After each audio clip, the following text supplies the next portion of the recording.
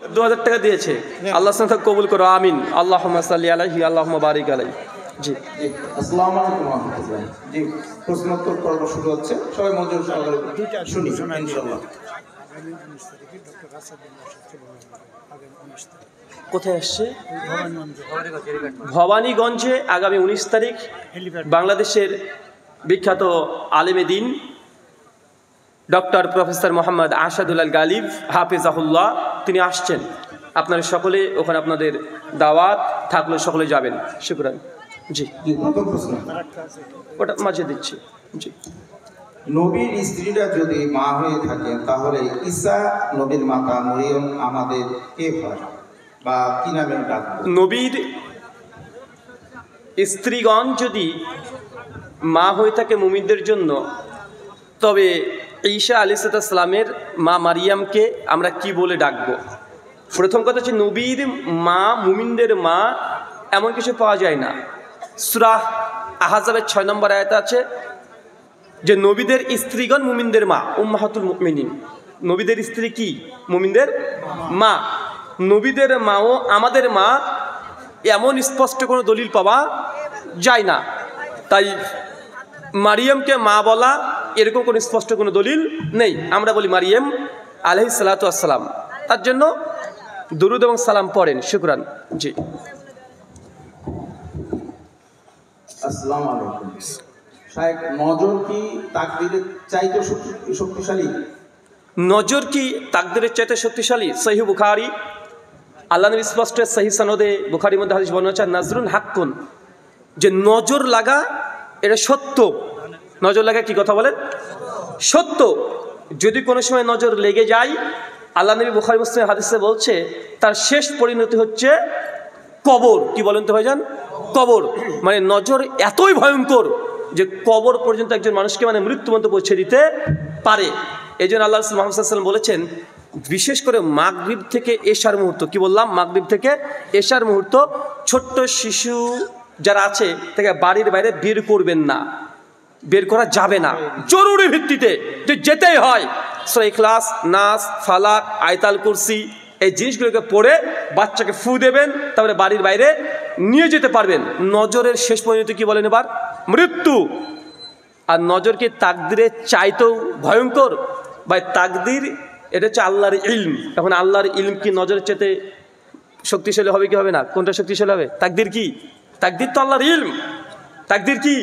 আল্লাহর ইলম, আল্লাহর জ্ঞান। তো তাকদীর আল্লাহ লিখে দিয়েছেন নজর লাগবে, তাই তো হচ্ছে আপনার। তো কোনটা শক্তিশালী বেশি হলো? নজর না তাকদীর? তাকদীর। আর তাকদীর হচ্ছে এটা ঈমানের রুকুন। কিসের রুকুন? ঈমানের রুকুন। তাই নজরের চাইতে তাকদীর এটা অধিক শক্তিশালী। শুকরান। আমি একজন ছাত্র, আমরা অনেক বিভ্রান্তির মধ্যে আছি। আসলে কি মাযহাব মানা যাবে? অনেক বড় বড় আলেমেরা মাযহাব মানে। আপনি একজন ছাত্র, অনেক বড় বড় আলেমরা মাযহাব মানে, আসলে কি মাযহাব মানা যাবে? আপনার প্রশ্ন। প্রথম কথা, মাযহাব মানে না পৃথিবীতে এমন কোনো মানুষই নাই। হাদিসের ভাষায় যদি মাযহাবের কথা বলতে হয়, সুনান আবু দাউদ কিতাবুত তাহারাত, প্রথম অধ্যায়, প্রথম পৃষ্ঠা, প্রথম হাদিস, প্রথম লাইন, মুগীরা বিন শুবা রাদিয়াল্লাহু তাআলা আনহু তিনি বলছেন, ইজা যাহাবাল মাযহাবা বা'আবাদা। নবী যখন মাযহাবে যেতেন অনেক দূরে যেতেন। হাদিসের ভাষাতে মাযহাব মানে পায়খানা প্রস্রাব করার গমনস্থান, যাওয়ার রাস্তাকে মাযহাব বলেছে আল্লাহর নবী হাদিসে। কথা বুঝতে পারলেন না ভাইজান? তো মাযহাব আপনারা সবাই জান না ভাইজান? মানে বুঝতে পারলেন না নাকি? হাদিসের ভাষাতে মাযহাব বলতে কি বোঝায়? প্রস্রাব পায়খানার গমনস্থান যাওয়ার জন্য আয-যাহাবা আল মাযহাবা। এই মাযহাব শব্দটা পায়খানা বাথরুমে যাওয়ার রাস্তাকে বুঝিয়েছে। এছাড়া হাদিসে বা কোরআনে অন্য অর্থ আসেনি। এই জন্য আমরা বলি যে কেউ যদি প্রস্রাব পায়খানা করতে যান অনেক দূরে যাবেন, এই মাযহাব ঠিক আছে। কিন্তু এখন যদি বলেন যে না, ইসলামের মধ্যে 4টে মাসলাক আছে, হানাফি, শাফি, মালিকি, হাম্বলি, এই মাযহাব মানা কি জরুরি? এই মাযহাব কি মানাই লাগবে? না মানলে কি একজন ব্যক্তি জান্নাতে যাবে না? এরকম যদি কারো আকীদা যদি থাকে, আমরা বলবো সে ভুলের মধ্যে আছে। কেন? ইমাম আবু হানিফা প্রথম ইমাম, জন্ম 80 হিজরি, মৃত্যু 150 হিজরি। 2 নম্বর ইমাম ইমাম শাফি, জন্ম 150 আর মৃত্যু 204। ইমাম মালিক 93 জন্ম 159 মৃত্যু, ইমাম আহমদ 164 জন্ম 241 মৃত্যু।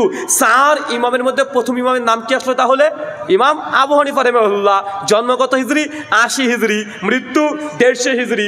মাযহাব মানা যদি ফরজ হয়ে থাকে, মানায় যদি লাগে, তো ইমাম আবু হানিফার আগে যারা মানুষ ছিল তারা কোন মাযহাব মেনেছে? প্রশ্ন আসে কি আসে না? আসে না ভাইজান?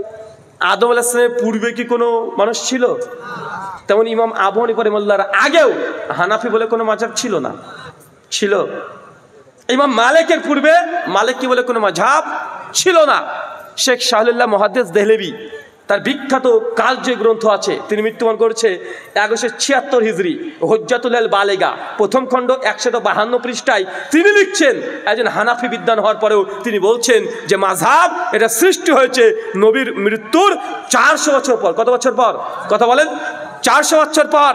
ইমাম ইবনু কাইয়্যিম আয-যাওযী রাহিমাহুল্লাহ তার আল ইলামুল মুওয়াক্কিন দ্বিতীয় খণ্ড 128 পৃষ্ঠায় তিনিও লিখছেন এই মাযহাব বা তাকলিদের সাক্ষী 4 ইমামের এই জঘন্য কাজটা শুরু হয়েছে 4th হিজরি শতকে, মানে নবীর মৃত্যুর 400 বছর পর।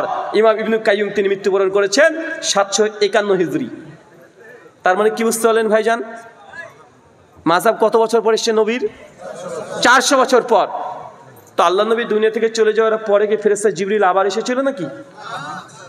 সূরা মাইদা আয়াত 3, আল ইয়াউমা আকমালতু লাকুম দীনাকুম, আমি দ্বীন ইসলামকে মুকম্মল করে দিয়েছি। তো দ্বীন কার উপর অবতীর্ণ হয়েছে? কার উপর? নবীর উপরে না মাযহাব ইমামের উপরে? মাঝার ইমামের উপরে নয়। অতএব এগুলোর থেকে প্রমাণিত হয় মাযহাব, একজন মাযহাবকে অন্ধ অনুসরণ করা, যেটাকে বলা হয় তাকলিদের সাক্ষী, এটা জায়েজ নয়। বরং আব্দুল্লাহ ইবনু মাসউদ রাদিয়াল্লাহু তাআলা আনহু তিনি বলছেন, সুনানুল কুবরা লিল বাইহাকি হাদিস নম্বর 2136, লা তুকাল্লিদু দীনাকুম রাজুলান, দ্বীনের ব্যাপারে কোনো ব্যক্তির অন্ধ অনুসরণ করো না।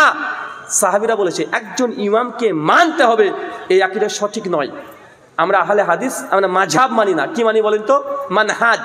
কি মানি? কি মানি? আরো জোরে বলেন। মানহাজ। মাযহাব মানে কি?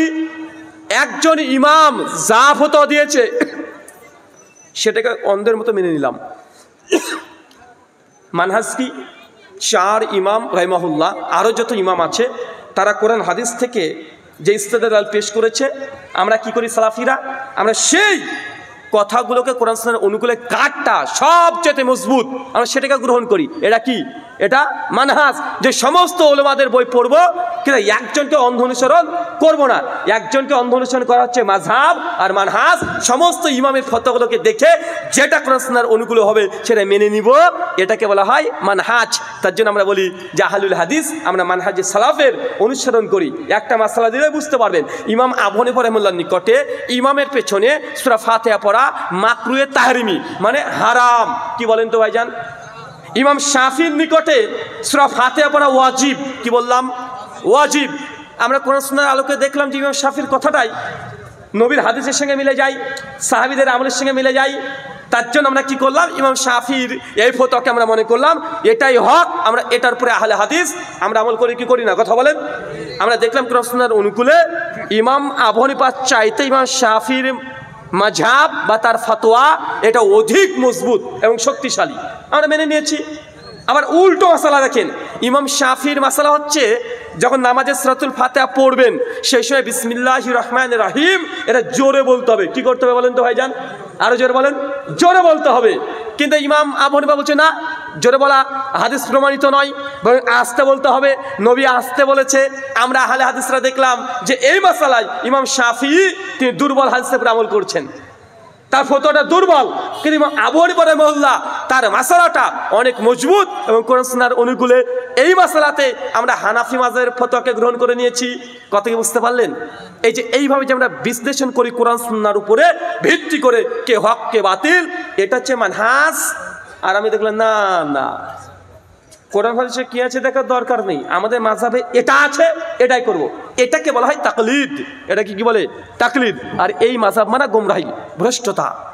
আমার একটা বই লেখা আছে তাকলিদ ভ্রান্তি নিরসন, বইটা নিয়ে যাবেন। এরকম অনেক উদাহরণ দিয়ে আছে এবং কেন আমরা মাযহাব মানি না তার কমপক্ষে 1 ডজন দলিল দেওয়া আছে। আর যারা বলে মাযহাব মানি তাদের দলিলের খণ্ডন করা আছে, শেষে 20খানা প্রশ্ন করা আছে, তার আরও শেষে 20খানা এমন হাদিস আমি উপস্থাপন করেছি যেটা হানাফি ফিকহ বলছে এক কথা আর হাদিস বলছে আর এক কথা। হাদিস বলছে ঘোড়ার মাংস খাওয়া জায়েজ, যার রুচি হয় খাবে। ফিকহ হানাফিতে বলছে ঘোড়ার মাংস খাওয়া নাজায়েজ, হারাম। ডাইরেক্ট নবী বলেছে জায়েজ আর ফতোয়া বলছে না জায়েজ। এরকম 20খানা মাসালা আমি আমার বইয়ের শেষে অধ্যায় কায়েম করে দেখিয়েছি, বইটা সংগ্রহ করতে পারেন। শুকরান। চরমনাই, হুজুর চরমনাই কি জান্নাতে যাবে? হুজুরে পাক চরমনাই পীর সাহেব ওরফে পাখা, তিনি কি জান্নাতে যাবেন? ভাই আমার হাতে তো জান্নাত জাহান্নাম নাই রে ভাই। আর আল্লাহ নবী পরিষ্কার সুন্নাহ ইবনে মাজার হাদিসে বলেছেন, কোনো ব্যক্তিকে তুমি জান্নাতে তো জাহান্নামী বলো না। একজন সাহাবী শহীদ হয়ে গেছে, সুন্নাহ ইবনে মাজার হাদিস, শহীদ হয়ে গেছে। সমস্ত সাহাবীরা বলাবলি করছে আলহামদুলিল্লাহ সাহাবী জান্নাতি জান্নাতি সবাই। আল্লাহ নবী খবরদার ওকে জান্নাতি কেউ বলবেন। আমি দেখলাম ওই ব্যক্তি জাহান্নামের আগুনে দাউ দাউ করে জ্বলছে। সাহাবীরা বলছে এত পরেশগার, যুদ্ধ করলো, আমাদের সাথে জিহাদে শরীক হয়েছে, আর ব্যক্তি জাহান্নাম নাকি? আল্লাহ যাও তার বাড়িতে দেখো। বাড়িতে গিয়ে দেখছে যে গনিমতের মালের একটা চাদর তার বাড়িতে পড়ে আছে, মানে চুরি করেছিল বা না বলে নিয়েছে। কথা বুঝতে পারছেন? তাই জীবিত অবস্থায় কোনো মানুষকে জান্নাতি বা জাহান্নামী বলা এটা জায়েজ নয়। মৃত্যুর আগে যদি সে হেদায়েত পেয়ে যায়। কথা বুঝতে পারছেন? শুকরান, জাযাকাল্লাহ খায়রান। ঠিক আছে। 5000 টাকা দান করেছেন মোহাম্মদ শফিকুল ইসলাম, 5000 টাকা তিনি বাবার জন্য দান করেছেন। আল্লাহ সুবহানাহু ওয়া তাআলা এই দানের বরকতে তার পিতার জাহান্নামের আযাব এবং বারযাকি ফিতনা থেকে তুমি হেফাজত করেছো বলে বলি আমিন। যে একটা ঘোষণা শুনি, আমাদের প্রিয় ব্রাদার রাহুল হোসেন হাফিজাহুল্লাহর একটা বই কি করছে যে এই পাশে পাবে 720 টাকার বই সেট 400 টাকা। দাদাদের বই আমার লেখা না, এটা আমার পড়ার জন্য। জি, বাংলাদেশে ইসলাম সর্বপ্রথম কারা নিয়ে এসেছে? বাংলাদেশে সর্বপ্রথম ইসলাম কারা নিয়ে এসেছে? ওলিয়া আউলিয়া না সাহাবা রাদিয়াল্লাহু তাআলা আনহুরা? ইতিহাস এক কথা বলে, হুজুরে আর এক কথা বলে। মুস্তাদরাক আল হাকিম সাহিহাইনের মধ্যে হাসান সনদে বর্ণনা পাওয়া যায় যে আল্লাহ নবীর সাহাবীরা আপনাদের এই যে মায়ানমার আছে না, বার্মাতে আদা পাঠিয়েছিলেন এবং নবী আলাইহিস সালামের কাছে বার্মা থেকে কি পাঠানো হয়েছিল? আদা পাঠানো হয়েছিল। অনেকগুলো রিওয়ায়াত পাওয়া যায় যে সাহাবীদের আমলে কি এসেছে? কথা বলেন।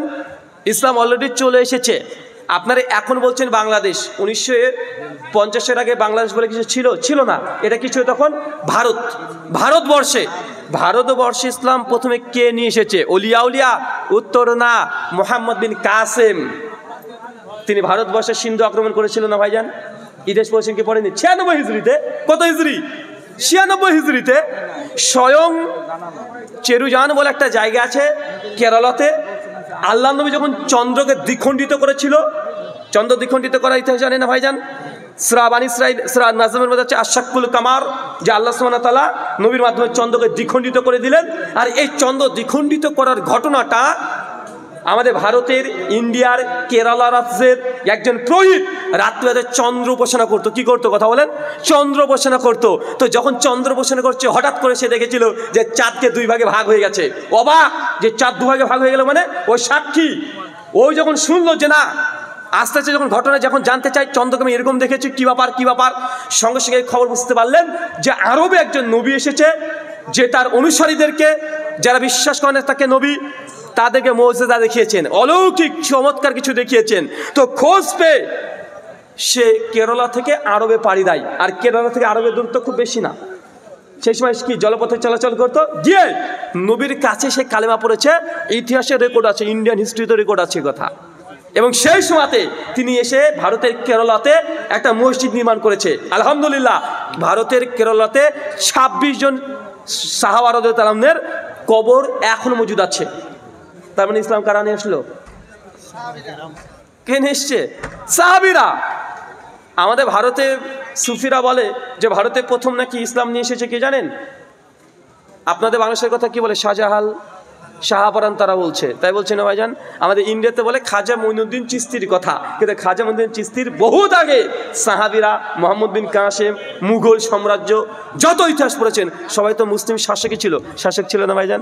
তো আপনাদের চোখে ধুলো দিয়েছে হুজুরে ব্যবসাকে ঠিকঠাক রাখার জন্য, কারণ এটা বলেই টাকা পয়সা হাতিয়ে নিচ্ছে, হাতাচ্ছে না ভাইজান? আরো অনেক দলিল দেওয়া যাবে। শুকরান, জাযাকাল্লাহ। পরবর্তী প্রশ্ন, তারেক মনোয়ার বলেছেন আকীদা বলতে কিছু নাই, এই ব্যাপারে আপনার মতামত কি? কোন একজন আলোচক বলেছেন যে আকীদা বলে কোনো কিছু নেই, যেহেতু আকীদা শব্দ কোরআনে নেই, হাদিসে নেই সরাসরি, এই জন্য বলা হয়, অনেকে অভিযোগও করে থাকে যে আকীদা বলে কিছু নেই। আসলে কথা সঠিক নয়, এই কথা সঠিক নয়। কোরআন হাদিসে অনেক কিছুই নেই। এখন আহলে কোরআনরা বলছে হাদিস মানা যাবে না, কেন? কোরআনে নেই, হাদিস মানতে হবে। এই যুক্তি দিয়ে তাহলে আহলে কোরআনটা ঠিক হবে কি হবে না? কথা বলেন, হবে কি হবে না? অনেকে বলছে কোরআনের মধ্যে কালেমা নাই, অথবা লা ইলাহা ইল্লাল্লাহ মুহাম্মাদুর রাসূলুল্লাহ বলা যাবে না। এখন এই যুক্তি কি ঠিক হবে? কথা বলেন, হবে? মূলত হচ্ছে আকীদা, এটা হচ্ছে ইমানের আরো গভীর তাত্ত্বিক শব্দ। আর আকাইদ শব্দগুলো, এগুলো কারা ব্যবহার করেছে? কারা কে ব্যবহার করেছে? মুহাদ্দিসগণ, ফুকাহাগণ। এর রুট ওয়ার্ড কোরআনেও আছে, একাধিক হাদিসে পাওয়া যায়। উকদাতুন নিকাহ, তোমরা বিবাহ বন্ধনে আবদ্ধ হও, সূরা বাকারা 238 নম্বর আয়াত। তো এখানে এই যে উকদাতুন নিকাহ, আকীদার রুট ওয়ার্ড আছে কি নাই? আছে, শব্দ মজুদ আছে। শব্দ নেই এ কথাটা সঠিক নয়, এটা ভুল। আর আকীদা এটা বিশ্বাসের ব্যাপার, তাই আকীদা নেই অতএব এগুলো নিয়ে আলোচনা করা যাবে না, সঠিক কথা নয়। এরকম তাহলে হাজার শব্দ কোরআন হাদিসে নাই, আপনাকে দেখাতে চাইলে দেখানো যাবে। এখন কালেমাকে আপনি খুঁজে পাবেন না, আজান কোরআনের মধ্যে খুঁজে পাবেন না। খুঁজে পাবেন? কথা বলেন। 4 রাকাত আপনাকে জোহরের নামাজ পড়তে হবে, এটা কোরআন, আপনি কোরআনের সরাসরি খুঁজে পাবেন না, হাদিসে পাবেন। তাই এই কথাগুলো এটা অনর্থক। শুকরান। কি এটা? পারুলা ফিন্যান্সি গ্রুপ, আচ্ছা আচ্ছা, পারিলা ফ্রিল্যান্সিং গ্রুপ নগদ 20,000 টাকা দান করেছে।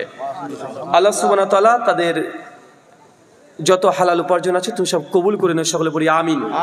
তাদের প্রত্যেকের নেক নিয়াত এবং নেক আমলগুলোকে তুমি কবুল করে নাও, সকলে পড়ি আমিন। আল্লাহুম্মা সাল্লি আলাইহি, আল্লাহুম্মা বারিক আলাইহি। আর্থিক সংকটের কারণে 7 দিনে আকীদা দিতে অসমর্থ হলে পরবর্তীতে করণীয় কি? 7 দিনকার দিনে আকীদা দিতে পারেননি, সমস্যা ছিল আর্থিক সমস্যা। তাহলে কি আকীদা এখন মাফ হয়ে যাবে, না আকীদা দিতে হবে? অনেকের ধারণা বা অনেকের ফতোয়া বা কথা এরকম যে 7 দিনকার দিনে আকীদা দেওয়া না হয় তাহলে আকীদা দেওয়া লাগবে না, বাতিল হয়ে যাবে। আসলে এই ফতোয়াটা একদম দুর্বল। সালাফ থেকে কিছু প্রমাণ পাওয়া যায়, কিন্তু দুর্বল ফতোয়া। জমহুর মুহাদ্দিস ফুকাহা ফকিগণ তাদের ফতোয়া হচ্ছে এইটা, কেউ যদি আর্থিক সংকটের কারণে 7ম দিনে আকীদা দিতে না পারে তাহলে সে পুনরায় যখনই সামর্থ্য হবে তখনই আকীদা আদায় করে নিবে। জামে তিরমিজি হাদিস নাম্বার 1520 এবং 21, আল্লাহর নবী আলাইহিস সালাম তিনি 7 দিনকার দিন আকীদা দিতে বলেছেন। স্বয়ং আল্লাহর নবী হাসান আর হোসেনের একটা করে আকীদা দিয়েছেন।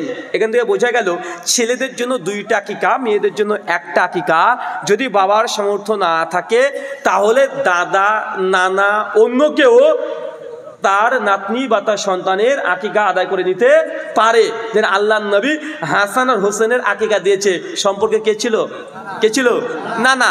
এখন 7 দিনে পারলেন না। ইমাম শাওকানি রাহিমাহুল্লাহ, ইমাম ইবনু হাজম রাহিমাহুল্লাহ এবং সালাফ থেকে অনেকেই, আতা বিন আবি রাবা, আবি ইসহাক আস-সাবিঈ, ইসহাক বিন রাহুইয়া, তাদের মত হচ্ছে এইটা, একজন ব্যক্তি যদি তার শরীয়ত অজ্ঞ থাকে, শরীয়ত জানা ছিল না, অনেক মানুষ আছে যাদের শরীয়ত জানাই নেই যে 7 দিনকার দিনে আকীদা দিতে হবে, 7 দিন পার হয়ে গেছে তখন শুনছে 7 দিনকার দিনেই আকীদা দিতে হয়। এখন শরীয়ত সম্পর্কে কি ছিল? কথা বলেন, অজ্ঞ ছিল। এ ব্যক্তিকে আকীদা মাফ হবে? মাফ হবে না, আকীদা দিতে হবে। যখন জেনেছে তখনই দিতে হবে। তাবরানি আল মুজমাল কাবিরের মধ্যে হাসান সনদে পাওয়া যায় আল্লাহ নবী আলাইহিস সালাম নিজের আকীদা নিজে দিয়েছেন।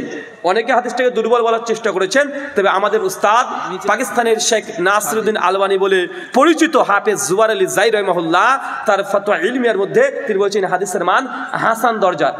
ইরশাদুল হক আসারি হাফেজাহুল্লাহ শেখ আলবানী তার সিলসিলা হাদিসের সহিহের মধ্যে ইরশাদুল হক আল আসারি হাফেজাহুল্লাহকে আল শাইখ আল মুহাক্কিক শব্দ ব্যবহার করেছে।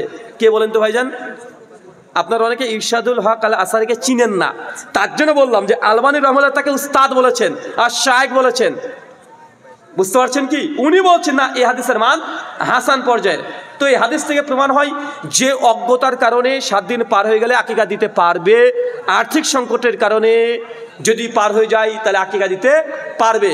অনীহার কারণে 7 দিনকে অতিক্রম করলে সুন্নাতের খিলাফ হবে। একটা কথা মনে রাখেন, 7 দিনকার দিনে আকিকা দেওয়া এটা সুন্নাত, কিন্তু 7 দিনে দিতে পারেনি মানে তার আকিকা মাপ এমনটা নয়। আওয়াল ওয়াক্তে সালাত আদায় করা এটা কি সুন্নাত। কোরআনের আয়াত দিয়ে অনেকে ওয়াজিব বলার চেষ্টা করে। এখন আপনার আওয়াল ওয়াক্ত পার হয়ে গেছে, নামাজ মাপ। সহিহ মুসলিমের হাদিস আল্লাহ নবী বলছেন যে প্রত্যেক সন্তানের জন্য আকিকা নির্ধারণ করা হয়েছে, যতক্ষণ আকিকা না দিচ্ছে ওই সন্তানের সঙ্গে আল্লাহ সুবহানাহু ওয়া তাআলা কানেকশন থেকে যায়। তো এই কানেকশন কাটতে হবে না, এর ঋণ কাটতে হবে না। কথা বলেন, সময় পার হয়েছে, কি হয়েছে, কাজা আদায় করতে হবে। তো 7 দিনকার দিনে আকিকা দেওয়া সুন্নাত। 3টে কারণে 7 দিনকে ক্রস করতে পারবেন। 1 আর্থিক সংকট, 2 শরীয়ত সম্পর্কে অজ্ঞতা, 3 ইসলামে নতুন প্রবেশ। এই 3টে কারণ অনেকে বলেছে। আরও আকিকার বিস্তারিত মাসালার জন্য আমার আলোচনা আছে, কুরবানি মাসাইল ও আকিকা 100 মাসালা, এটা লিখে ইউটিউবে সার্চ করলে পেয়ে যাবেন। শুকরান। একজন ছেলে আর একজন মেয়ে যদি কাজীর কি লিখেছে,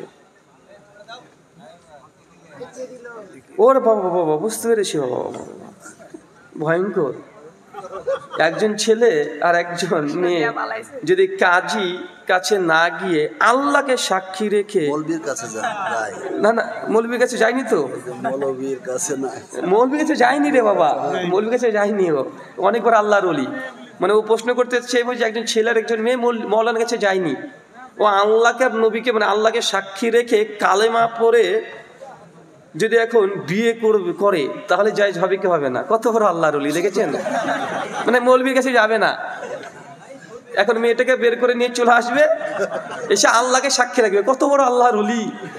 বলছে আল্লাহ তুমি সাক্ষী একজন, আর তোর নবী সাক্ষী আর একজন, আর আমার কাঁধে 2জন ফেরেশতা আছে, এই 2জনকে সাক্ষী, সঙ্গে শয়তান আছে, ওটাকে সাক্ষী রাখ। মানে এরকম ছলচাতুরি অনেকে করে না ভাইজান, ওটা প্রশ্ন করেছে। প্রথম কথা হচ্ছে এটা বিবাহ এটা গোপনীয় জিনিস নয়। আল্লাহ নবী বলছেন জামে তিরমিজি 1002 নম্বর হাদিস, লা নিকাহ ইল্লা বিওয়ালি, ওই বিয়েটা বৈধ নয় যে বিয়েতে মেয়ের গার্জিয়ান রাজি নেই। এখন আপনার যা প্রশ্ন ঢং বুঝতে পেরেছি যে আপনি পালিয়ে গিয়ে বিয়ে করতে চাচ্ছেন, ঘুরে নাক ধরছেন। জি না, পালিয়ে গিয়ে আপনার বিয়ে জায়েজ হবে না, তবে কিউট বয় জায়েজ করেছে, ওই ফটো পেয়ে আপনি জায়েজ মনে করিয়েন না। কথা বুঝতে পারছেন? আল্লাহ নবী বলছেন ওই বিয়েটা বৈধ নয় যে বিয়েতে মেয়ের অলি রাজি নেই। মেয়ের অলিকে মেয়ের বাপ মা না থাকলে, বড় ভাই না থাকলে তার নানা দাদা, এরা যদি অমুসলিম হয় তারা বাপ দাদার সম্মতি রাখবে না। রাষ্ট্রের যে নায়ক যদি থাকে, রাষ্ট্র খলিফা যদি থাকে সে দেবে। যদি খলিফা যদি না থাকে, এলাকার পরেশগার মুত্তাকি একজন আলেম, সেই ব্যক্তি তার ওয়ালি বেনে তাকে বিবাহ দেবে। মানে এখানে ওয়ালি বাধ্যতামূলক। অনেকে বলছে হুজুর পালিয়ে গিয়ে বিয়ে করবেন, মানে যাবে না, মানে ওই প্রশ্নটা ঘুরিয়ে করেছে। আমি তাকে বলেছিলাম ভাইজান পালিয়ে গিয়ে যদি বিয়ে করে যদি জায়েজ ফতো নিতে চাও, তাহলে তোমার যে বোনটা আছে 22 বছর বয়স, এই তো কেবল ইউনিভার্সিটিতে মানে শেষ করে আসলো, এখন পালিয়ে গিয়ে যদি বিয়ে করা জায়েজ হয়, দেখছে তোমার বোনটা হাবুলার বেটা পলটার প্রেমে হাবুডুবু খাচ্ছে, আর পলটা কাজ করে গ্যারেজের মিস্ত্রি, ও ওই মোটরসাইকেলের সারে, লিক সারে, ফুটো সারে। এখন তোমার বোন যদি তার প্রেমে যদি হাবুডুবু খায় আর পালিয়ে যাওয়ার ফতোয়া যদি জায়েজ হয়, তো তোমার বোনকে যদি পলটার বেটা মানে পলটা যদি নিয়ে পালিয়ে যায়, তুমি কি জায়েজ ফতোয়া দিবে? কি বলছেন? দেখেন দেখেন ওরা উত্তর দিচ্ছে। তার মানে তুমি তোমার বোনের জন্য যেটা পছন্দ করো না, তুমি নিজের জন্য কি পছন্দ করো? মুসনাদ আহমেদের সহি বর্ণনা আসছে, আল্লাহ নবীর কাছে যে সাহাবী এসে বলছে ইয়া রাসূলুল্লাহ আমি জেনা করতে চাই অমুকের সঙ্গে। আল্লাহ নবী এই কথা বলে সাহাবীরা খেপে গেছে, বলে কি ডাইরেক্ট এসে বলছে ওই মেয়েটার সঙ্গে জেনা করতে চাই। আল্লাহ নবী তাকে বসে বলছে এই কাজটা যদি তোমার কেউ খালার সঙ্গে করতে চাই, অমনি রেগে গেছে। বলেন কি খালার সঙ্গে করবো মানে? যে তোমার মার সঙ্গে যদি করতে চাই আরও রেগে যায়, তোমার বোনের সঙ্গে যদি কেউ করতে চাই আরও রেগে যায়। সব মিলিয়ে বলা যাচ্ছে আল্লাহ নবী বলছেন যে তুমি যেটা যার সঙ্গে এই কাজটা করবে, হয় সে তোমার কারো মা, কারো বোন, কারো খালা, তো তুমি তাদের জন্য যদি না জায়েজ মনে করো, তো নিজের জন্য কিভাবে জায়েজ মনে করছে জেনা করবা? শুকরান, জাযাকাল্লাহু খায়রান। আচ্ছা, একজন প্রশ্ন পড়ো তো, এদিকে এসো, ধরো।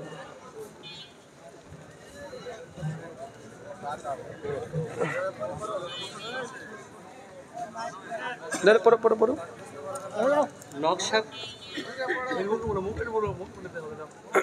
নকশা করা জায়নামাজে নামাজ হবে কিনা? নকশা করা জায়নামাজে নামাজ হবে কি হবে না? নামাজ বাতিল হবে না। কোনো ডিজাইনযুক্ত জায়নামাজে নামাজ পড়ার নামাজ বাতিল হবে না, তবে এটা একটা অপছন্দনীয় কাজ। সেই মুসলিম হাদিস, আল্লাহ নবী সালাত আদায় করছেন, আমাদের আয়েশা রাদিয়াল্লাহু তাআলা নতুন একটা দরজাতে তিনি পর্দা লাগিয়েছেন। তো নামাজ পড়তে পড়তে নবীর দৃষ্টি বারবার যাচ্ছে। নবী তখন আমাদের আয়েশাকে নামাজ শেষ করে বলে যে, আয়েশা কি একটা লাগিয়েছে যে আমার নামাজে বিঘ্নতা ঘটাচ্ছে। এই হাদিসের আলোকে নকশাযুক্ত কোনো জায়নামাজে নামাজ পড়া এটা হারামও প্রমাণিত হয় না, বরঞ্চ সর্বোচ্চ এটাও অপছন্দনীয় একটা কাজ। কথা বুঝতে পারছেন? নামাজ পড়লে নামাজ হয়ে যাবে ইনশাআল্লাহ। শেখ, নকশা করা জায়নামাজে যদি সালাত না হয় তাহলে নকশা করা পোশাক পরে সালাত হবে কি? একই তো উত্তর দিয়ে দিয়েছি, শুকরান। দিনের ভিত্তিকে জৈনিক হাদিস তো অনুসরণ করেছেন, দিনের ভিত্তি ন্যায় সততাও ন্যায় করে না, কথাটি কি সঠিক? দিনের ভিত্তি কি? দেখেন, হাদিস এবং কোরআনের ভাষাতে আল্লাহ নবীর একই প্রশ্নের উত্তর এক একবার দিয়েছি, এক এক রকমের। আল্লাহ নবী কখন বলছে সবচাইতে উত্তম কাজ হচ্ছে গরিব মানুষকে খানা খাওয়ানো। কথা বুঝতে পারলেন না ভাইজান? আল্লাহ নবীকে কি হচ্ছে প্রশ্ন হচ্ছে রাসূল সবচেয়ে গুনহার কাজ কোনটা? তিনি কম হচ্ছে আষ্টাকবিল্লাহ, আল্লাহর সঙ্গে শিরিক করা, পিতামাতার অবাধ্য চলা। মানে এক এক সময় এক একটা তিনি অ্যান্সার করেছেন। ব্যক্তির উপরে নির্ভর করে আল্লাহ নবী বড় গুনাহ ছোট গুনাহ এটাকে পরিবর্তন করেছে। এখন কোনো আলোচক যদি এই কথা বলে যে দিনের মূল ভিত্তি হচ্ছে ন্যায়পরায়ণতা এবং সততা, এটা কোনো এক পর্যায়ে সঠিক, কোনো এক পর্যায়ে, কিন্তু প্রথম পর্যায়ে নাই। দিনের মূল ভিত্তি হচ্ছে তাওহীদ। এক কথায় আল্লাহ নবী যখন মুআয বিন জাবালকে এবং অন্যান্য সাহাবীকে যখন ইয়েমেনে পাঠালেন, তখন বললেন প্রথমে তাদেরকে দাওয়াত দিবে কালিমা লা ইলাহা ইল্লাল্লাহ, যদি মেনে নেয় তাহলে 5 ওয়াক্ত সালাত। এই হাদিসগুলো এটা প্রথম একজন ব্যক্তির মৌলিক সর্বপ্রথম এটা হচ্ছে মুমিনের একটা ভিত্তি। তারপর একজন দেখাচ্ছে যারা মুমিন আছেন, যারা মুসলিম আছেন, মুসলিমের একজন মূল যদি ভিত্তির কথা বলা হয় তাহলে ন্যায়পরায়ণতা এবং সততা। কেন? তার তাওহীদ আগে থেকে আছে। কথা বুঝতে পারলেন? শুকরান। জনৈক বক্তা বলেছেন মসজিদে ঢুকে 2 রাকাত তাহিয়াতুল মসজিদ শুধু মুত্তাকিদের জন্য, ইমামকে পড়তে হবে না, কথাটি সত্যতা কতটুকু? কোনো এত বক্তা বলেছে বলে আপনারা প্রশ্ন করেন কেন? প্রথম কথা হচ্ছে মসজিদে ঢুকে 2 রাকাত সালাত আদায় করে বসা এটা শুধু মুসল্লিদের জন্য, কোনো ইমামের জন্য নয়। এই কথা যিনি বলেছেন, মূল কথা হচ্ছে মসজিদে গিয়ে 2 রাকাত নামাজ পড়া এটা ওয়াজিবও নয়, সুন্নাতও নয়। ইমাম নববী রাহিমাহুল্লাহ সহিহ মুসলিমের শারাতে তিনি একদম অধ্যায় রচনা করেছেন, ইমাম নববী 876 হিজরিতে, যে মসজিদে ঢুকে 2 রাকাত নামাজ পড়া এটা মুস্তাহাব। এটা কি কথা বলেন? এটা কি মুস্তাহাব? এটা ইমামের জন্য মুস্তাহাব, মুসল্লিদের জন্য মুস্তাহাব। এখন ইমাম সাহেব যদি মসজিদে প্রবেশ করে, যদি ওয়াক্ত পায় 2 রাকাত সালাত আদায় করবে, আর যদি ওয়াক্ত না পাই ডাইরেক্ট গেছে সালাতে শামিল হয়ে যাবে। আর এটাও দৃষ্টিকটু যে মসজিদে গেলেন 4-5 মিনিট সময় আছেন, আপনি ঘোরাঘুরি করছেন কিন্তু নামাজ পড়ছেন না, ভাই এমন আছে না নাই? এমন পর সময় আছে 2 রাকাত সালাত আদায় করেন। 2 রাকাত সালাত আদায় করা এটা ফরজও নয়, ওয়াজিবও নয়, সুন্নাতও নয়, সুন্নাতে মুআক্কাদাও নয়, জাস্ট এটা ফোকাহাদের পরিভাষায় এটা মুস্তাহাব। কেউ যদি বসে পড়ে তার গুনাহ হবে না। এটা ইমাম নববী থেকে শুরু করে শেখ সালেহ আল উসাইমিন বিন বাজ রাহিমাহুল্লাহ প্রত্যেকের ফতোয়া এটাই। শুকরান। যিনি ইমাম তিনি কি বসে থেকে ইমামতি করতে পারবেন? এটা কোন হাদিসে আছে দয়া করে বলুন। ইমাম সাহেব তিনি কি বসে সালাত আদায় করতে পারবেন? এ বিষয়ে উলামাদের পূর্ব থেকে ইখতিলাফ আছে। জমহুর আহলুল হাদিসদের ফতোয়া জায়েজ। শুকরান। জানাজার সালাতের পর সম্মিলিত মোনাজাত করা যাবে কি? জানাজার নামাজের পরে না মাটি দেওয়ার পরে? জানাজার সালাতের পরে দেখা আছে। জানাজার সালাতের পরে দুটো বিদআত সমাজে চালু আছে। একটা জানাজার নামাজ শেষ করে সম্মিলিত মোনাজাত, আর একটা আছে জানাজার শেষ করে মাটি দিয়ে কবর দিয়ে সব কিছু চলে আসবেন তারপরে আবার মোনাজাত। বিশেষ করে জিলেপি পার্টি যারা আছে, জিলেপি পার্টি বোঝেন তো? হ্যাঁ, জিলাপি। এখন জিলাপি আর বলা যাবে না, বিরিয়ানি বলতে হবে। ওরা জিলাপি জিনিসটাকে পছন্দ করে না, এখন বিরিয়ানি চলছে। তো ওই পার্টিগুলো জানাজার পরেই সঙ্গে সঙ্গে হাত তুলে মোনাজাত করে। এটাকেও প্রমাণ করার জন্য উঠে পড়ে লেগেছে। মানে মাটি দেওয়ার পরে দাফনের পরে তো সম্মিলিত মোনাজাত নিয়ে একটা বিদাত ছিলই, নতুন করে আবার ডিজিটাল একটা বিদাত তৈরি করেছে। আর আমাদের এলাকাতে আছে আর একটা নতুন ডিজিটাল বেদাত আপনাদের এলাকায় আছে কিনা দেখিয়ে নিই একবার। বিষয়টা হচ্ছে যখন কবরে দাফন করছে, দাফন করার পরে একজন মুয়াজ্জিনকে আজান দিচ্ছে। আপনাদের এলাকায় এই বিদাত আছে নাকি? নাই। এটা কিন্তু আমাদের ওখানে আছে, চলে আসবে রিসেন্ট, চলে আসবে কিন্তু বিদাত একদম বাতাসের গতিতে আসবে। মানে আজান দেওয়ার পরে, আজান কেন দেয় জানেন? জিজ্ঞেস করলাম হুজুর আজান কেন দেন? উনি তখন বলছেন যে নবীর হাদিসে আছে মানুষ যখন দাফন করে চলে আসে শেষ ব্যক্তির পায়ের আওয়াজ মৃত মানুষটা শুনতে পায়। হ্যাঁ বুখারীর হাদিস। উনি তখন বলছেন তারপরেই দুইজন ফেরেশতা কবরের মধ্যে প্রবেশ করে। হ্যাঁ বুখারীর হাদিস, সহিহ হাদিস। বলছে তারপরে আল্লাহ নবী বলছেন যে শেষে ফেরেশতারা কবরে এসে মৃত মানুষকে জীবিত করে। হ্যাঁ বুখারী। তিনটে প্রশ্ন করে, বুখারী মুসলিম। এরপরে বলছি যে আল্লাহ নবী বলেছেন যদি আজান দেওয়া হয় তাহলে শয়তান পালিয়ে যায়। এটাও বুখারী মুসলিমের হাদিস। বলছে এই যে আজান দিয়েছে, এখন ওই যে মৃত মানুষকে প্রশ্ন করা হবে কবরে শয়তানকে খোঁচাখুচি করবে না, ডাইরেক্ট বলবে, ডাইরেক্ট উত্তর দিয়ে দিবে। আচ্ছা কত বড় বৈজ্ঞানিক রে ভাই! এ তো Albert Einstein fail.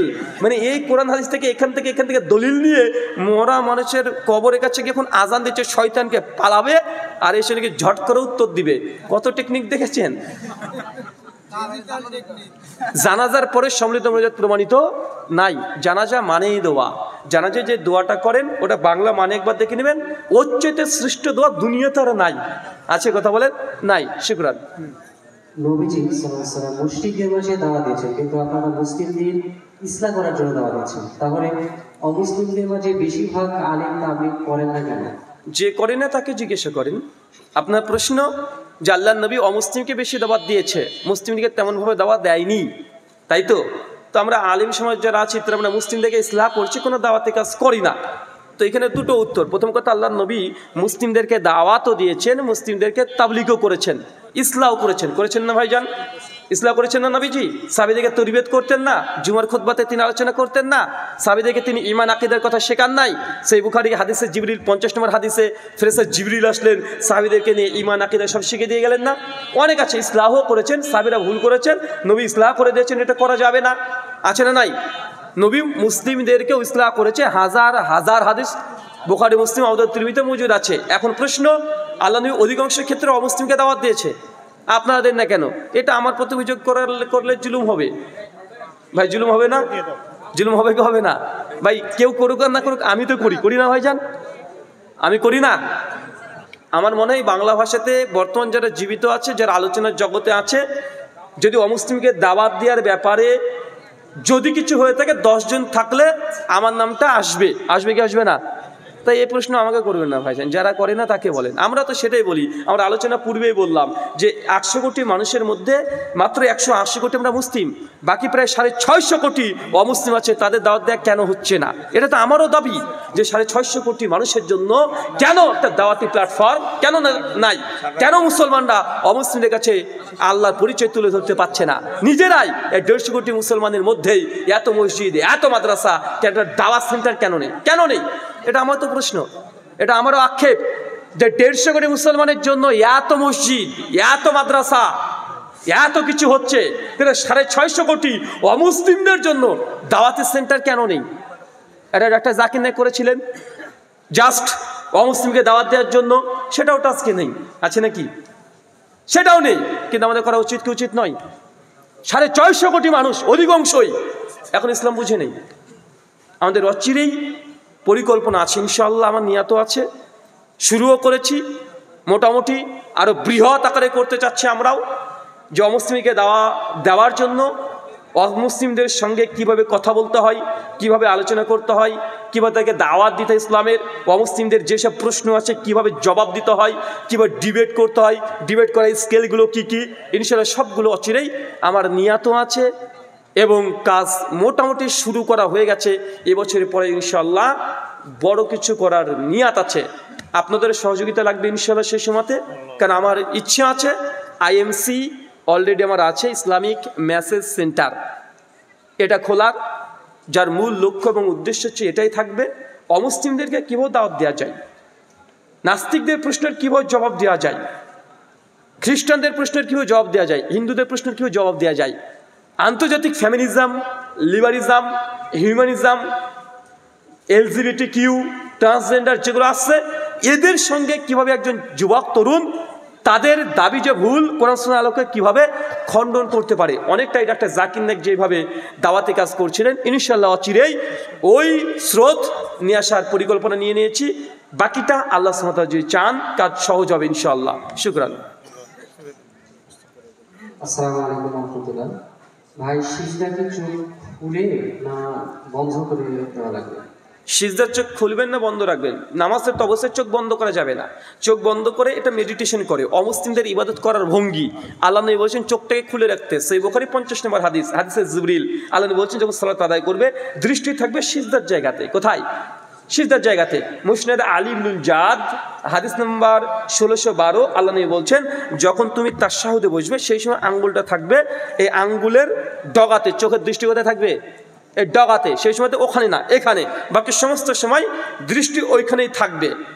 Sheikh Saleh আল ইসলামী রহিমাহুল্লাহ তার ফাতোয়া আরকান ইসলামের মধ্যে বলেছেন নামাজের তো অবস্থায় দৃষ্টিটাকে বন্ধ করে রাখা এটা মুশরিক এবং অমুসলিমদের ইবাদতের শামিল। তাই চোখ বন্ধ করে নামাজ পড়া যাবে না। হ্যাঁ, কিছুক্ষণ 2-5 সেকেন্ড আপনার দেখেছে ব্রেন এদিক ওদিক চলে গেল, হালকা চোখটা বন্ধ করে 2-4 সেকেন্ড ঠিক আছে, কথা বুঝতে পারছেন, কিন্তু প্রথম থেকে শেষ পর্যন্ত করতে পারবেন না। এটা অমুসলিমদের ইবাদতের ধরনের অনুকরণ করা। শুকরান। আরেকটি প্রশ্ন, এটা সর্বশেষ প্রশ্ন। জুমার দিনে 2 আযানের বিধান সম্পর্কে জানতে চাই। জুমার দিন 2 আযানের বিধান সম্পর্কে জানতে চাই। জুমার দিন সকলে 2 আযানই দেয়। আযান মূলত 2 আযান নিয়ে মানে বিতর্ক নেই। আযান কি নিয়েছে বলেন তো? 2 আযান না 3 আযান? একামত আযান কি আযান নয়? কথা বলেন, একামত আযান নয়? আসলে সহিহ বুখারী কিতাবুল জুমা হাদিস নম্বর 915 916 আল্লাহ নবী আলাইহিস সালামের জামানায় কয়টা আযান হয়েছে? কয়টা? একটা। আবু বকরের জামানায় কয়টা হয়েছে? একটা। ওসমানের জামানায় কয়টা হয়েছে? দুইটা। ওমরের জামানায় একটা। বোঝা গেল যে আল্লাহর নবী তিনি একটাই আযান দিয়েছেন। কয়টা দিয়েছেন? একটা। ভালো করে শোনেন, কারণ এটা আহলে হাদিসের মধ্যে সমস্যা আছে। আল্লাহ নবী একটা আযান দিয়েছে, যারা 2 আযান দেয় তারাও স্বীকার করে। আবু বকর একটা আযান দিয়েছে, যারা 2 আযান দেয় তারাও স্বীকার করে। ওমরে ফারুক একটা আযান দিয়েছেন, যারা 2 আযান দেয় তারাও স্বীকার করে। ওসমান বিন আফফান রাদিয়াল্লাহু তাআলা আনহু ইসলামের তৃতীয় খলিফা, তিনিও তার খিলাফতের অর্ধেক সময় 2 আযান নয় 1 আযানই দিয়েছেন। আর বাকি শেষের দিকে এসে তিনি 2 আযান চালু করেছেন। কথা কি বুঝতে পারলেন? আর আলী বিন আবি তালেব তিনি একটা আযানই দিয়েছেন। এখন 4 খলিফার মধ্যে 3.5 খলিফা, কয় খলিফা? 3.5 খলিফা কয় আযান দিয়েছে? একটা। শুধু ওসমান বিন আফফান শেষের দিকে এসে 2টা আযান চালু করেছেন। এখন আপনি বলেন তো কোনটা আফজাল, মানে কোনটা উত্তম? কোনটা? নবী একটা দিয়েছে, নবীর আমল দেখেন, তাহলে একটা দেওয়া উত্তম। খলিফার আমল দেখবেন, জি। আবু বকরকে দেখেন সিদ্দিক আকবর, ওমর বিন ফারুক সত্য মিথ্যার পার্থক্যকারী, ওসমান বিন আফফান জি নুরাইন তিনিও একটা দিয়েছেন অর্ধেক খিলাফত পর্যন্ত। আলী বিন আবি তালেব তিনিও একটা দিয়েছেন। 4 খলিফার মধ্যে 3.5 খলিফা একটাই দিয়েছেন। কথা বুঝতে পারলেন ভাই? 3.5 খলিফা তো 4 খলিফার মধ্যে থেকেও দেখা যায় একটা আযানই বেশি সংখ্যক সাহাবীরা দেখে দিয়েছেন। আল্লাহ নবী বলছেন আমার মৃত্যুর পর ইখতিলাফুন কাসীরা, অনেক বড় বড় মতভেদ হবে। ফালাইকুম বিসুন্নতি, ওই সময় সুন্নাতকে তোমরা আঁকড়ে ধরো। ও সুন্নাতে খোলাফায়ে রাশিদিন ও মাহাদিন, এবং আমার 4 খলিফার সুন্নাতকে আঁকড়িয়ে ধরো। এখন খলিফা একজনকে ধরবেন না 3 জনকে ধরবেন? হ্যাঁ, কয়টা ধরবেন? 1 জন না 3 জন? কয়জনকে ধরবেন? খোলাফায়ে রাশিদিন বহুবচন, খোলাফাদের 1 জন হলে তো 1 বচন হয়ে গেল। 1 বচন হয়ে গেল না ভাইজান? খোলাফাদের মানে অধিকাংশ খোলাফারা যেই দিকে ঝুঁকেছে। কথা কি বুঝতে পারছেন না? এখন 4 খলিফার মধ্যে 3.5 খলিফা একটা আযানই দিয়েছে। আপনি কয়টা দিবেন? একটাই দেন। আচ্ছা ঠিক আছে। এখন সাহাবীদের সঙ্গে যদি রাসূলের আমলের পার্থক্য দেখা যায়, কি করবেন? সাহাবীদের আমলকে হুজ্জত মনে করবেন না নবীর আমলকে? হ্যাঁ, সাহাবীদের না নবীর? নবী আলাইহিস সালামের। সূরা নিসা 59 ফাইন তানাযাতুম ফি শাইইন, যদি মতভেদ চলে এসে যায় ফারুদ্দুহু ইলাল্লাহি ওয়া রাসূল, তাহলে আল্লাহ এবং তার রাসূলের দিকে প্রত্যাবর্তন করো। সূরা নিসা 59। আল্লাহ বলছে যদি মতভেদ হয় তাহলে আল্লাহর দিকে, মানে কোরআনের দিকে, নবীর আমলের দিকে ছুটে আসো। তো নবী কয়টা দিয়েছে? একটা। আল্লাহ হচ্ছে কোরআনের দিকে ছুটে আসো, কোরআনের জুমার আজান কয়টার কথা বলেছে? একটা না দুইটা? একটা কথা আছে কোরআনে, সূরা জুমা 9 নম্বর আয়াত। তো সব দিক থেকে বিশ্লেষণ করলে দেখা যায় একটা আজান দেওয়া এটা সুন্নাতে রাসূল, সুন্নাতে খোলাফা, সুন্নাতে সাহাবী। 2 আজান দেওয়া বিদআত বলি না। 2 আজান দেওয়া জাস্ট কোনো কারণবশত যদি কারণ পাওয়া যায় তাহলে জায়েজ। কি এটা বলেন তো ভাইজান? জাস্ট জায়েজ, এটা বিদআত নয়। কেন? 2 আজান যেহেতু উসমান বিন আফফান চালু করেছেন, তাই এমনকে বেদাত বলা যাবে না, জাস্ট জায়েজ। 2 আজান চালু হওয়ার কারণ কি জানা আছে? কি কারণে দেওয়া হয়েছিল? আল্লাহ নবীর মসজিদের প্রথম আজান বাজার পর্যন্ত পৌঁছাচ্ছিল না। কেন? সে সময় মাইক ছিল না। এই জন্য ওসমান বিন আফফান বাজারের মধ্যে দ্বিতীয় আজান চালু করলেন, জাওরা নামক জায়গাতে। সহিহ বুখারী 915 নম্বর হাদিস। এখন বলেন তো, আল্লাহ নবীর প্রথম আজান এখন বাজার পর্যন্ত যায় কি যায় না? হ্যাঁ, সুন্নতি আজান, নবীর আজানটা বাইরে চলে যাচ্ছে। তো ওসমান বিন আফফানের দ্বিতীয় আজান দেওয়ার কোনো জরুরত আছে? কোনো জরুরত আছে? নেই। তারপর আমরা বলি না দ্বিতীয় আজান বেদাত, আমরা বলি জাস্ট জায়েজ। তাই সুন্নাতে রাসূল, সুন্নাতে সাহাবা, 1 আজান দেওয়া। শুকরান। ছেড়ে দেন। কত রে ভাই? আমাদের মাদ্রাসা কমিটির সভাপতি অনুরোধে আর একটা প্রশ্ন কথা বলেছেন, টাকা নিয়ে নামাজ পড়া যাবে? আমি শুনেছি একজন নামাজি ব্যক্তি কাপড় ছুঁয়ে দিয়ে নামাজ হয় না, তাহলে টাকা নিয়ে নামাজ পড়লে হবে? কারণ টাকা তো সবাই ছুঁয়ে দেয়। হ্যাঁ, কি দেয়? ছুঁয়ে দেয়। টাকা তো নামাজি বেদাতে সবার কাছে টাকা। হ্যাঁ, সেক্ষেত্রে ওই টাকা নিয়ে কি সওয়াব হবে?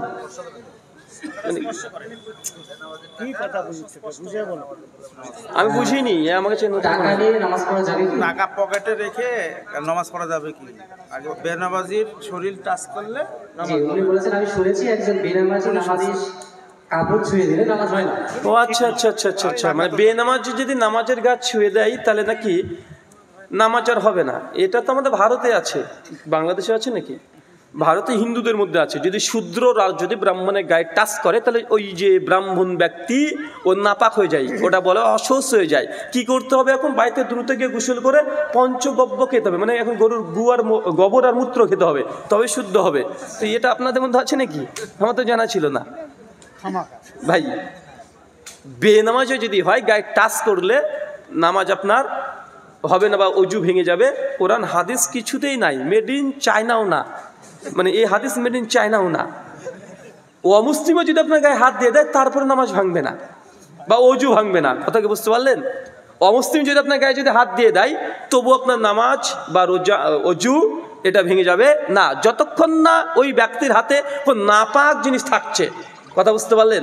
নাপাক জিনিস থাকছে ততক্ষণ পর্যন্ত। এমনকি কুকুর বলছেন, কুকুর যদি গা যদি পরিষ্কার পরিচ্ছন্ন থাকে, কোনো নাপাকের চিহ্ন না থাকে, যদি গায়ে তার লোম যদি আপনার শরীরে লেগেও যায় তাহলে কাপড়টা নাপাক হবে না, যতক্ষণ না ওই কুকুরের ভেজা ওই কালো অংশ, মুখের কালো অংশটা থাকছে না ভাইজান, ওই কালো অংশ যতক্ষণ পর্যন্ত পোশাকে না টাচ করছে। আর যদি শরীর যদি কুকুরের ভিজা থাকে তাহলে নাপাক হয়ে যাবে। কেউ শুকনো পরিষ্কার পরিচ্ছন্ন থাকে তাহলে নাপাক হবে না। অনেকের আছে না এই যে বিদেশি কুত্তাগুলোকে বাড়ির বাইরে গেটের সঙ্গে বেঁধে রেখে দিয়েছে, থাকে কি থাকে না? কথা বলেন। এখন দেখছে আপনার পোশাকে দেখা যাচ্ছে তার সাদা লোমগুলো লেগে গেল, বা যার সঙ্গে পায়ে টুক করে একটু টাচ করে দিয়েছে, বডি টাচ করে দিয়েছে। এই জন্য প্যান্টের পোশাকটা বা পোশাকটা এটা নাপাক হবে না, যদি না কুকুরটা ভেজা থাকে। যদি ভেজা থাকে তাহলে কি হবে? নাপাক হয়ে যাবে। অর্থাৎ কুকুর যদি মুখ ঠেকিয়ে দেয়, ওই কালো অংশটা যেটা ভেজা থাকে, নাক মুখের অংশটা যদি পোশাকে যদি ঠেকিয়ে দেয় বা চেটে দেয় তাহলে নাপাক হয়ে গেছে। শুকরান, জাযাকাল্লাহু খাইরান, বারাকাল্লাহু ফিকুম, ওয়া মা আলাইনা ইল্লাল বালাগ। সুবহানাকাল্লাহুম্মা ওয়া বিহামদিক, ওয়া আশহাদু আল্লা ইলাহা ইল্লা আনতা, আস্তাগফিরুকা ওয়া আতুবু ইলাইক। আসসালামু আলাইকুম ওয়া রাহমাতুল্লাহি ওয়া বারাকাতুহু।